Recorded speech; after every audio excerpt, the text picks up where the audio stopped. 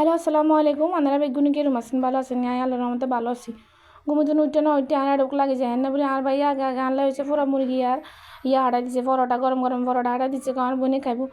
এই সব অবস্থাতে এবার খাই দেয়, এবার আসল নজর আগে খাই, আর মাগরিব নজর হরে আবার খিদে লাগে গেছে আর ঢোক লাগে গেছে। এই হেড লয়ে কি এগুন মারলাই জানি। আচ্ছা যাই হোক, আমি খাইতাম বলছি না, আমাকে যে শ্যামের আনবে আব্বু বলে, শ্যামের পছন্দ করে, এলে আব্বু বলে দুধ দিয়ে বেশি করে শ্যামের বেয়েছি। এই জাল, এই যে পুরা মুরগি, এই যে কিয়া ওই যে পরোটা, এখানে হচ্ছে ব্যাগ নানলে আর ভাই হাঁটেছে বুঝছেন। ঘুমিতে উঠতে লগে আনা ঢোক লাগিছে হেলে হাঁটেছে। ফেনি শহরের রেস্টুরেন্টটাকে ব্যাগ ভুলে গেছি। আসলে ফেনি শহরে থাকি না তো, এনে আমার মনেও নাই, ভুলি হয়ে গেছি। হেনি টাউনের রেস্টুরেন্ট এখানে এখন কোনো মনে নাই কিয়ে নাম দিছে তারা।